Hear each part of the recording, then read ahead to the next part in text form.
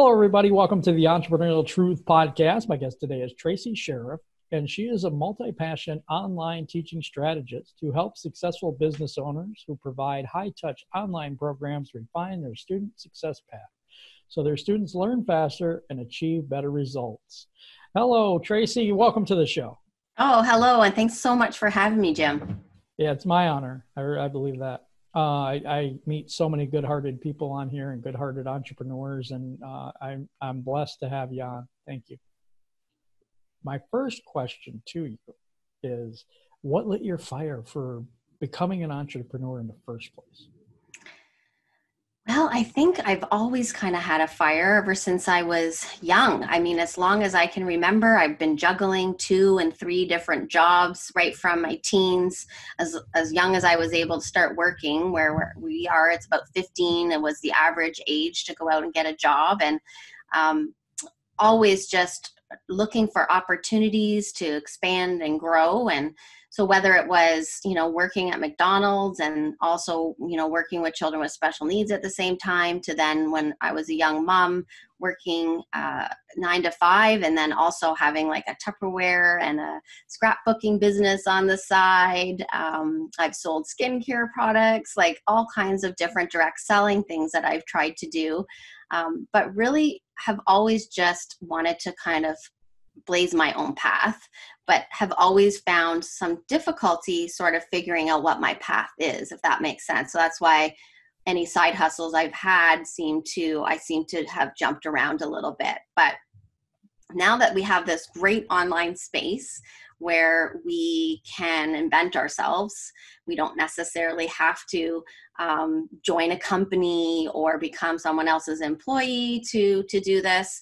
The world is my oyster, right? So that's where I've landed here with helping successful business owners with their online courses and programs to really help sure that they're making the impact that they want to make in the world. That's cool. You won't believe how many people have had this and this and this thing that they've done along their path, and every failure they just call it a learning experience. 100% lifelong learner right here. That's right. That's right. And that's what we do, though. We come out with things and we're so excited about this thing. And then it's like, you know what? I'm not feeling that. Maybe I need to pivot into something else. And it's okay, because it takes a while to find our path. It takes a while to find our niche. I know that's a used word quite a bit in the online business community, but I believe we all have our inner genius or something that we really, really, really are good at. And then we can give that to the world. And I think that's what you found now. I hope so. I definitely am excited about it for sure. Okay. So I know along the entrepreneurial journey, it's not a, overnight success thing. We've discussed that a little bit. But what are the trials or internal or external things that have held you back throughout your entrepreneurial journey? And if you've overcome some of them, how did you do that? I think the biggest thing for me, well, there's two words that come to mind. One is confidence. And while, a lot of people say that I present myself very confidently, there's a lot of internal dialogue that I have to deal with on a regular basis. And what's great about interacting with other entrepreneurs, even the ones that look like they have it all together, they're also struggling a lot of times with those same things. And then second to that would be visibility and just being comfortable with being out in front of people and actually declaring I have an expertise that I can share and that I, am feeling that I have the skills that you need. And so just putting myself out there and being vulnerable has always been a real struggle that I've had to kind of push through all that resistance. How do you overcome that? How do you feel that you get through that self-talk? I think for me, I tend to reflect on some of the things outside of the business world that I have already overcome. And so things that have been scary for me that I, don't have the same fears in taking a little bit of a leap of faith or a little bit of a risk, and recognizing how far that I actually have come and the skills that I've learned and developed.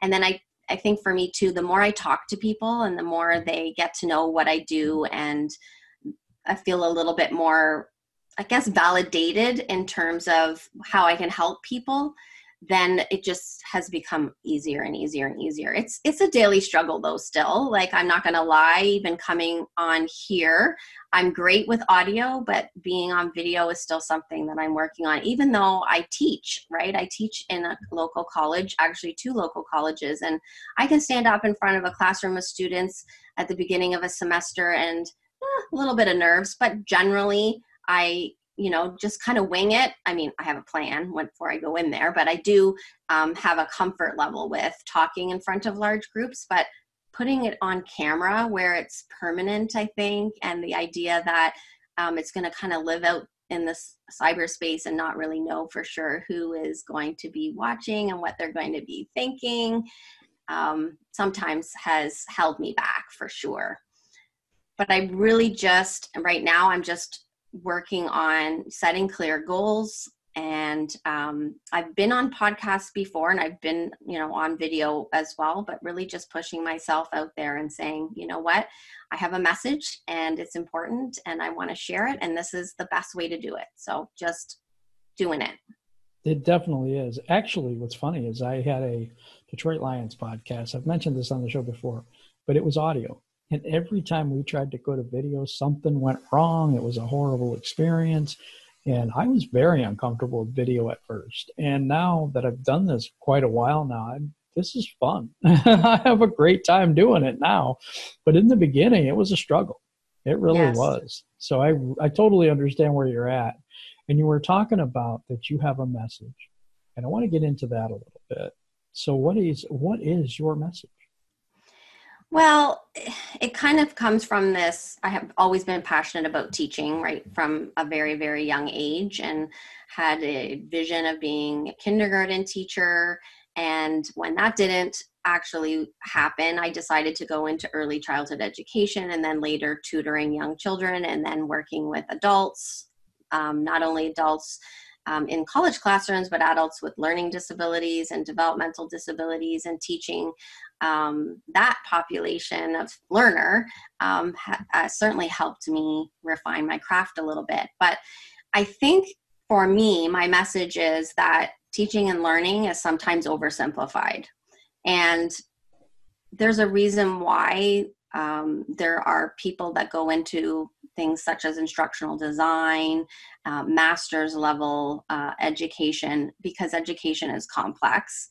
And while we have this really great space now online where pretty much anybody can create a course and put content out into the world, I'm, feeling like there's a quality issue, and not for everyone. There are people doing it and doing it really well. And I think everyone is really, really well intentioned. I want to say that because it is a hard message to share, because a lot of people you don't know what you don't know. Right. And so until somebody with maybe a little bit more expertise looks over your content and your curriculum, if you have a curriculum, which a lot of people don't, I'm a big fan of beta, where you just sort of put something out there and then you refine. But at some point, if you really want to elevate your impact, you really need the right eyes on your content to really help you get to that next level. And so that's really my message is sure, go out there and experiment. But if you want to charge premium prices, you need to have a premium success path for your students. A lot of entrepreneurs that are using online programs or courses are, concerned about the same things: low completion rates, limited results or inconsistent results that students are getting. Maybe they're not necessarily filling their programs yet with ease. And a good design, a good instructional design to back up all of the fluff with the, and I want to be careful with my words, because I don't want to oversimplify someone else's expertise either. But, people focus on the marketing strategy, how to properly launch, those kinds of things. But a lot of the programs that teach you how to do all these things, in my view, are missing this really important component of how to actually design good curriculum. That's really interesting to me because you see just a ton of online content out there course wise. And a lot of the creators are just like you and me, well, maybe not like you, but they're more like me. They put something out there, and they think it's really good. What is the difference between a curriculum per se versus what some course creators are coming out with right now? Well, I would say, okay, there's a couple different ways that we could talk about this, but there's definitely a difference between a course which has a well-designed curriculum and one that is just a bunch of content sort of put together, molded together. Mm-hmm. And so I think the biggest difference between the two would be, is it just an information product, meaning you're just resharing information that you've gathered, but there's no real action to it? Then it's really not a course or a program. It's really just information that you've packaged up in a way that people can work through. And in some ways that may be where all that people need in that moment in time. But if you're promising a transformation or some type of result that by going through my content, you'll be able to do X, Y, or Z, or feel or be X, Y, or Z, then you really need to make sure that it is well crafted with action and intention. So what I often see people will bring to me is they'll say, here's my curriculum for you to look over, but it's really just an outline of modules and content blocks. And it's often well thought out. People that usually end up talking to me are not people that haven't put any meaning into it. They've really thought that they've, kind of nailed it. They've got it where they need it to be, and they have a really good plan. But at that point, it needs to be crafted a little bit further into, okay, so now you know what it is you're trying to achieve, and you know the pieces of information and maybe the action items that they need to do, and maybe not, but maybe you have the action items, but is everything structured the way that it needs to be? Is there enough support provided to the student at certain spots in the curriculum design? Is there real clear outcomes that, achievable wins that the client or the student is going to be getting as they progress? So for me, it's really about aligning the content with really good design to make sure that you're maximizing the opportunity for students to get the results that they want. This is really cool. See, I haven't heard too many people talk about this before, because I think there is a need for this. I was saying a while back that I thought that there's just, anybody can create a course. That doesn't mean necessarily that it's a good thing. I don't want to step on toes either, but it's the truth. Yeah. We're just going to tell, that's the podcast, the entrepreneurial truth. So we're just getting to the truth, guys. We're not trying to put your stuff down or anything like that. We're just trying to give you a better way to do it. Yes, exactly. And as I mentioned before, I think everyone is really well-intentioned. And there's this sort of notion that if you've been a student, that means that you know how to teach, and not just know how to teach, but know how to teach well. So even with the content that, I've created in the online space or in the face-to-face classroom, there are still things that fall flat. You have to be able to understand, what went wrong, and really think about how to refine it or how to fix it so that it doesn't happen again. When you are a business owner and you're, charging, in some cases, some people are charging a premium price. Not everyone. Some people are totally undercharging for their efforts and for their expertise. And so pricing is always not something that I'm even super good at, because it takes a lot of thinking and mindset shifting sometimes in that. But I think that, I already lost my train of thought, but I really feel that there's a lot of people out there that are really conscientious, and they're certainly living through integrity, but they just don't know what they don't know. And so knowing, they will go, it's easy for them to hire someone to help them with their launch, or to hire a VA, or, hire someone to do their graphic design. But there aren't people generally putting up their hands saying, I'm looking for an instructional designer to help me improve my content and curriculum for my course or my group program or my online program. So it's really just about raising awareness that this is a thing. And I actually was chatting with someone that mentors me, and she said that she's only really became aware of this at a mastermind that she went to not just a few months ago, where she didn't even know instructional design and people with that expertise were lurking in the space, and that would be a real advantage to her, right? So I think for me, and having her as a six-figure income earner who's obviously developed a program, has done a stellar job at it. In fact, I've invested in her program myself, knowing that she is still working towards continuous improvement by bringing an instructional design lens on board, is just validation to me that there is a place for this.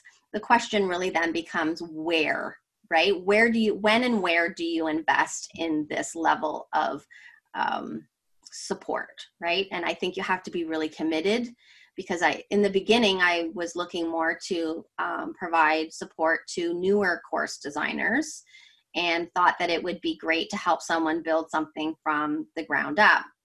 And while that can be rewarding, the challenge is there's a lot of indecision usually in that space. That's what I found. People that would start a project and then they'd want to shift their focus to something else, and a lot of doubt and a lot of uncertainty. And so we would kind of be starting, stopping, where when I took my master's of arts and education and particularly dove into curriculum theory on a deeper level, what I really liked about that was taking apart something that was already designed and putting it back together better, right? So that it was a better learning experience for the student. So that idea of just deconstructing it and then just rebuilding it was something that was extremely I became extremely passionate about and enjoyed a ton, looking at the data, where students are getting stuck, identifying the learning gaps, understanding where they needed more repetition and an opportunity to get feedback, all really critical things to a really good online program. This is really cool. And like I said that before, but I'm like, I think you've got something really big here. I do. But I think that one of the challenges might be that the entrepreneur sometimes is this is my baby type thing. Have you run into that before? Like, they're not humble enough to do it. I think it does certainly take a certain, you have a certain readiness. I won't even say a certain type of person, which was what my first thought was, but it's more of a readiness to be willing to be open and vulnerable to the possibilities. There could be a different way of doing things.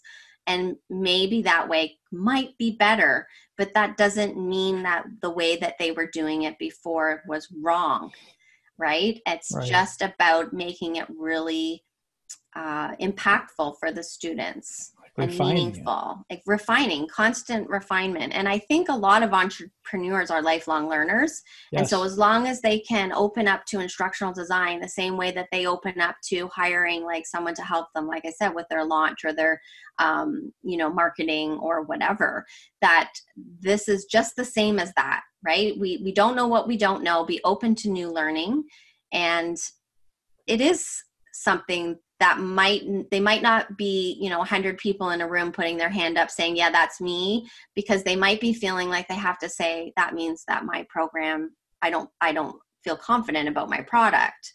Right. So you obviously people that are successful. And so focusing on people that have an audience, they have a clear message, they've created a product, they've sold it once, twice, maybe 3 or 4 times, but they're recognizing that there's still some refinement or some tweaking to do that will just make it better. Those are the people that I'm really looking for.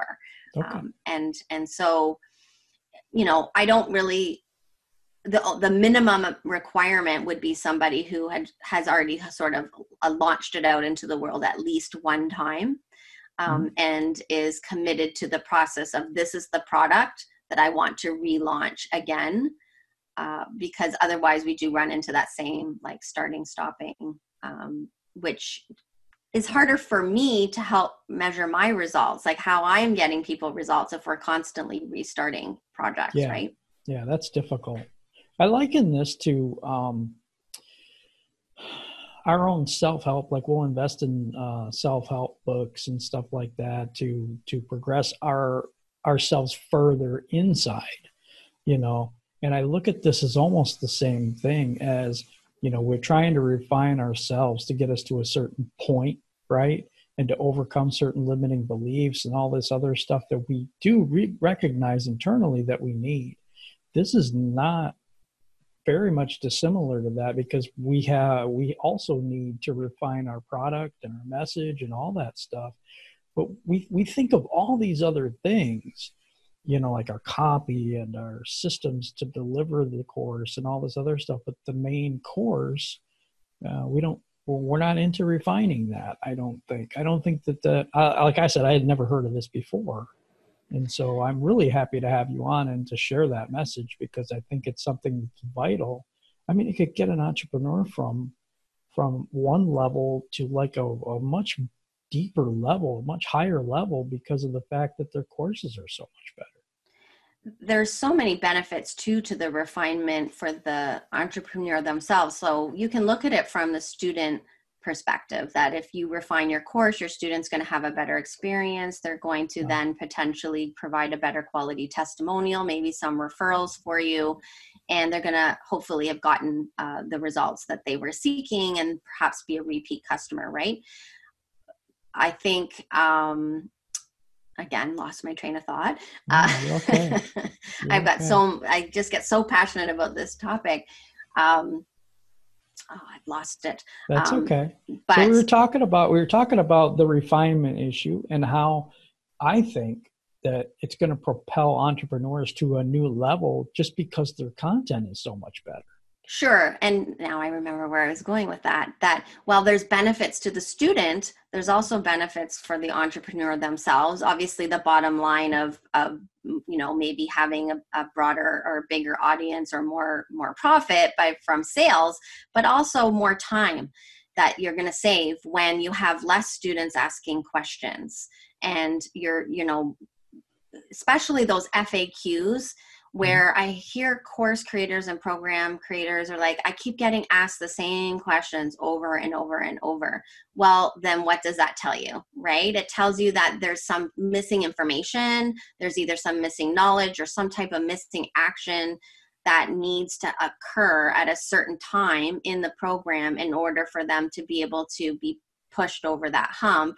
And so if you can provide that in your curriculum, then you'll have less questions, right? And questions aren't a bad thing. I think questions help you measure a level of engagement with your student, but you certainly do not want to be having the same questions asked over and over again and not do anything about it. The other thing I think that I feel happens a lot is that when people aren't succeeding, so when a student or a client doesn't succeed in a program or a course, there is a population of entrepreneurs that feel that it's the student's responsibility and that it's not their content, right? And so while we can't deny the fact that if you're the student, if you decide not to show up, well, you're not going to get the results, right? If you don't do the work, you're not going to get the results. But what if you are the student who's showing up, but you're just not getting it, or you're just not making that progress? Whose responsibility is it then to help that student get to that that next level? And I believe it's the teacher. It's the person who's given them taken their money, said they're going to get a result. If they're showing up and they're putting in the effort and they can demonstrate that they're doing the work, then you need to be making sure that you're helping them get to that next plateau, wherever they're trying to get. And I think there's an assumption a lot of times that people aren't doing the work. And while I think there is a percentage of people that perhaps don't, they kind of, they buy something, they ghost, that happens. I think people need to look a little bit more critically to make sure that it isn't more about them than the student before they jump to that assumption. That would be my only ask, would be to really think hard before you assume that it's the student. That makes really good sense, because I do hear that a lot. It's like, oh, we put it out there and they bought it. Well, it's on them to, learn it and all this stuff. And I think that, um, if it's a failure, like you said, if someone goes, that's just a whole nother ball game. But it's on the teacher, not the student. It Yes, really is. 100% believe that. And in higher education, as a college professor, I mean, our job is to do what we can to help students get to that finish line, even the struggling students, right? Not every student in your program or your course is going to be an A student. There's always a range of ability, a range of even skill to sort of apply to being a good learner, right? That not everybody has. And so making sure you're setting them up for success right from the start, and not sort of assuming that they have all of the skills. So a simple example too would be a course that maybe has some tech in it, and you make an assumption that everyone is going to be, one, comfortable, two, knowledgeable, right? And not provide any sort of onboarding support around how the technology works, where to go and get support. And so those pieces, while for some they might be, of course you would put that in your course or your program or your onboarding, but there's a lot that don't, right? And so it's also just making sure you're not missing something small that can actually make a huge difference. And sometimes you need someone else's eyes on it, someone that has a little bit more knowledge of curriculum and alignment of, your outcomes, your methodologies, your teaching strategies, to really help you see even the small things that can make a huge difference. Most of people, they don't even think about where people are learning wise. You like you said, you got your A students, B students, C students, really struggling students, and you have to be able to teach that in a way that all of them will be able to grasp it and understand it, and you can hold their hand through it. I don't think that's something that I've heard of before, at least in the people that I've interviewed so far and people I've talked to. I don't see that as something that they have brought up. Also, I think that your program actually really helps people to safeguard against refunds too. 100%, right? More satisfied customers, less refunds, especially in that first few weeks of your program, regardless if it's a 6-week or a 3-month or a 6-month program. You're at risk if you don't onboard really well, and that requires you to make good, strong connection with the student, and also make sure that they know exactly what it is that's going to be happening, when it's going to be happening, how it's going to be happening, where they have to log in. And we know that inboxes are really full of stuff. And so sometimes, we might have to send that information out more than one time. It might feel a little bit repetitive. We want to make sure that we get those people on if you are offering calls, for example, you want to try to get as many people on that first call as possible, because that's where the connection starts, not just to you as the person leading the program, but to other students, where they're going to start building friendships, seeing where they belong, how they fit in, hearing other people's same worries and frustrations. And so it's really taking that time to build that sense of community before you just dive right into the content. And so that's why I'm more of a programs gal. Online courses that are just sort of evergreen, where you just, students, I've bought some myself, and I'm a fairly I take a lot of initiative for my own learning, but there's still some that I've bought that I've ghosted, not because I'm not a good learner and not because I don't have an interest. I just sometimes do it on what I commit myself to, right? But those programs where there is the community built in, where you have some type of connection with the program leader, where you have opportunity to give and receive feedback, that's where the learning happens. And if you can also build the community so that they help each other, then you are, again, it's an instructional design technique to make that happen. There's strategies that you can use to help to really make your group glue together, or to feel that they can reach out to one another. And good programs there's a lot of really good examples out there that are doing this already, but it's not as easy as it looks, and it takes a lot of planning and intention. And I think sometimes with this idea of passive income, a lot of people are, build your course in a day and then get it out into the world in a week. That's possible. But, and I'm not even saying that if you can do that, that's not a good starting point, but is that as far as you go? That's where I'd like to encourage people to think bigger and bolder when it comes to making sure students get the results. And, it supports them as well. That's really good insight. It really is, because I think community is one of the biggest things and I think it's not overlooked now, but I think it was overlooked for a long time, where it's just like, put your course out, and everybody's going to buy it and everything's going to be wonderful and that stuff. And without the support, there's a lot of people that just die on the vine. There really is, because there's no interaction. And as human beings, we need that interaction. It's a human need, 100%.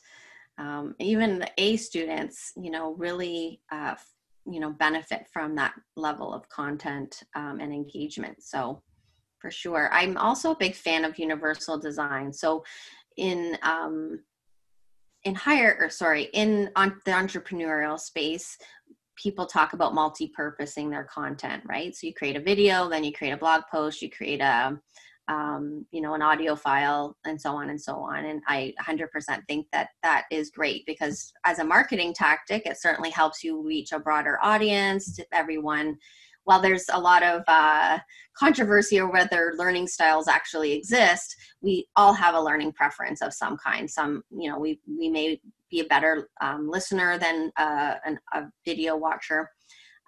However, I think that people need to think about that too a little bit differently, that by adding that level of differentiation to your content, you are also going to have the opportunity to reach more students, right? Because they do have learning preferences, because they might need more repetition. So maybe they'll watch the video and read the blog post and listen to the podcast interview or the audio file, because that's how they learn. They need that repetition, and that it's okay to not have to necessarily choose between one or the other. Maybe at the outset, though, it is really hard to have all of those pieces in place when you're just first time launching, and you might, not everything needs a video either, right? You have to know if you're demonstrating something or you're walking through, like that's where you for sure need a video. An audio file is probably not going to cut it. If you say, click here, then, push this button. If they can't see you, it's going to feel so much more frustrating for them. So some of those things are a bit obvious, but I did read a post recently where someone was thinking of their membership site and creating different levels of fee based on the type of content. So if there was just text, it would be one fee, but if it was audio and text, it'd be another fee. And if it was video, audio, and text, it would be a third tier fee, which would be the most expensive. And I responded very positively and professionally, but said, this isn't the right way to look about how to add more value to your course, because you need to think about what is your ultimate goal. Hopefully is to get your student the best outcome possible. So to tier something price-wise like that didn't make a lot of sense to me from an instructional design lens, if you're looking at it through the eyes of the student, right? And the idea that you really want to impact someone or give them that transformation. So people tend to think oddly sometimes, and sometimes it's just talking about it out loud. And, if that person happens to listen to this podcast and they kind of think, oh, that was me, no hard feelings. It's really just the opportunity to use it as an example to say, we have to be always putting our student first. And there's different ways that we can add value if you want a tiered level membership than how you create your content. I think that a lot of times when we had this, and I dating myself a bit here, like in the 80s and the 90s and stuff like that. It's basically, trying to, do everything you can to be rich and have the board up with your yacht and your mansion and all this other stuff. And I think now, while we still want things, what I'm saying, it's more of a heart-led entrepreneur these days. And I think that what you're saying about focusing on the person that you're trying to help is exactly what successful people do. It's just that, 100%. you know. So of all your students, of all the people that I wouldn't say students, okay, all the people that you've worked with, what was the number one problem for all of those people? I would say not having a clear success path. Even though they thought it was clear because they had all their content blocks, they didn't have clear outcomes. And so I use backwards design, and there's many, many different instructional design methodologies, and probably, equally, I probably borrow a little bit from a variety of different ones. But in talking about backwards design, you're starting with sort of what is my big vision? Where are they getting to at the end of my program? Where do I want them to be? And There's the then result. Yeah. exactly the result or that outcome, and then building backwards from there. How am I going to get them to that result? And so every sort of milestone in that path should have a really clear outcome associated with it that has an action verb. So it's not enough to say we'll know something. A good results-based course, they actually need to do something with the knowledge that you're giving them. Yep. And what do they need to do with it? Well, sometimes they just need to identify something. Sometimes they need to reflect on something. Sometimes they need to create something. Maybe they are, at the end, you're wanting them to launch a podcast. But, what are the steps and things that they need to create along the way to get that podcast out into the world? And where are you going to provide feedback for that? How are they going to get feedback? Whether it's from you, whether it's from another student, whether that's, being comfortable posting in a Facebook group or uploading to a Dropbox. There needs to be some practice involved before we just expect them to just do it at the end. So for me, it's really always been about, so far anyways, about those learning outcomes, because when I start talking with them, so I have my service is primarily right now one-to-one done with you. So we do it together. We gather the information, we figure out where they're at, and then we make a plan to move forward. And we always go back to the beginning, right? I always want to deconstruct it down to those outcomes. So there's module outcomes, there's lesson level outcomes. And if your content and then the way that you measure that students' learning, if they're not all in alignment, you're going to find that it's going to feel a little bit disjointed, and there'll be learning gaps potentially. And so I think it's really hard without sort of drawing it out, but I think you need to know how you're going to measure that the student actually landed where you wanted them to land at each and every lesson. So there should be some form of measurement for them where they can either self-reflect or get feedback to know that they're on track and propel themselves forward. Because that's where motivation comes from, right? The idea that, okay, I'm getting this, but am I really getting it? If I'm the only one talking to myself, I may not necessarily be sure that I've actually got it. And then, if I don't master this step, the next step's going to be even harder to do. So definitely learning outcomes. And I've had clients, more than one, say, I thought I knew about learning outcomes or how to write a good goal until I sat down and had a conversation with you and realized just how much work goes into it. But that's good, because as we refine our offers and we refine our, courses, it only makes us better.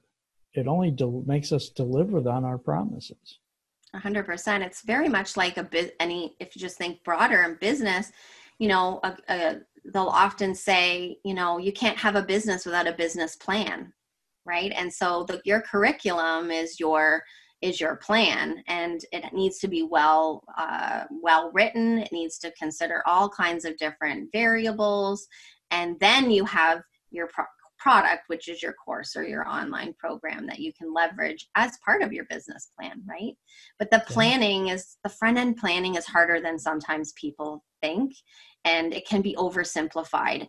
And I don't want to overcomplicate it for people so that they're so afraid to even try that then this whole great space we've created for learning online and learning from, people that, don't have to have a PhD or some type of specialty. I love the idea of learning from other people, and they don't have to have special credentials for me to value what they can teach me. But so I don't want to end up convincing people that this is just too hard. There's a framework. And if you follow the framework, which I help my clients follow a framework, then piece by piece, it starts to come together.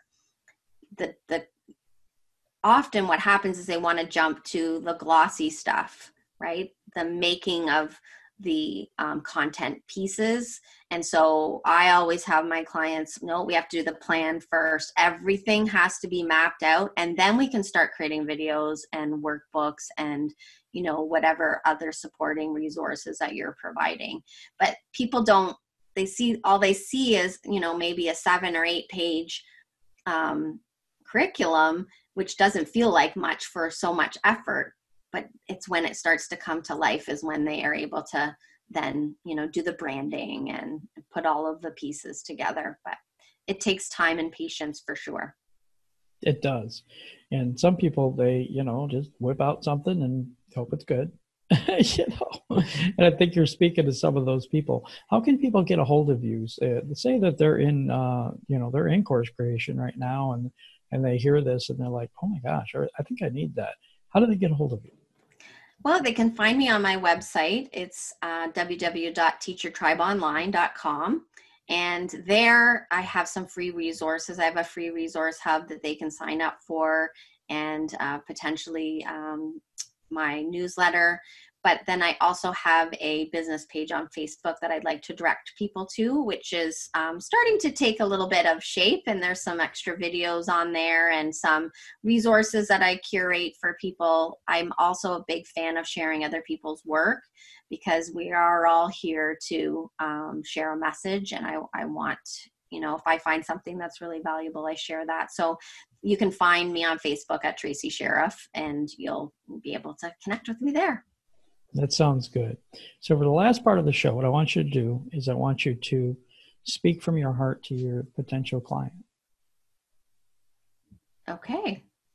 And say what? And say whatever you would say to them. Okay. Well, I would like to say not to be afraid to be the one that puts your hand up and says that I could really benefit from some expertise or some expert eyes on my content, curriculum.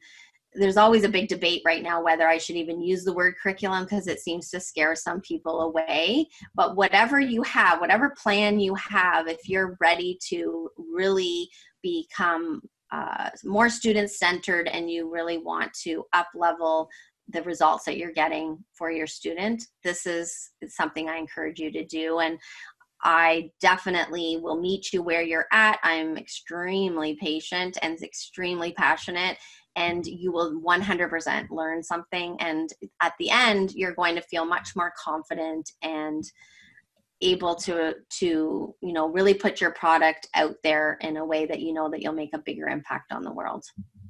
That's good. I mean, it's also good that you're telling people that, to make a bigger impact on the world and make a bigger impact on what, the people that they serve as well. Because, I think for me in my business, sorry to interrupt you, but for me in my business, it's I win when I help others because I feel really good. The client wins because they come away with this real sense of accomplishment and pride in their product. And the student wins because they get the transformation at the end of their rainbow, whatever pot of gold they're chasing, right? So for me, There's 3 winners. I don't just have one client when I serve. I have 2 clients, the student and the program creator. That's cool. That's a great way to look at that too, because yours is kind of a trickle down effect. You have yourself who's happy that you're helping the person to succeed, and then the people that they're teaching, you're helping them succeed too by making the courses better. 100%. That's awesome. That's the goal. I like your work. Thank you. I really do. It's been great chatting about it too. It really just energizes me. So it's great. I can see you have a big passion for what you do, And I see that I think your service is very much needed today. I think there's just too many people that can go on and create a course and they don't know what they're doing. And I'm going to say it, since, if you don't want to, that's fine. I will. Like you said, it is the entrepreneurial truth, right? Yes, it is. Well, fortunately or unfortunately, sometimes. That's true. That's true. But we want to get things out there that's better for the whole world, because how do you make the world a better place if you don't have really good value to what you're offering people or what you're doing for people? It's a really competitive landscape too, right? We didn't really talk about that piece of it, but it is competitive. It's a multi-billion-dollar industry. It's only growing. And, because we've got all these great tech tools that allow us, anyone, to really do this, it's pretty exciting, but we want to do it right? I think most of us live in a space of integrity. And, if you are, an entrepreneur that's ready to make an impact, this is the way to do it, to take it to the next level. I totally agree. All right. Well, it's been a great conversation.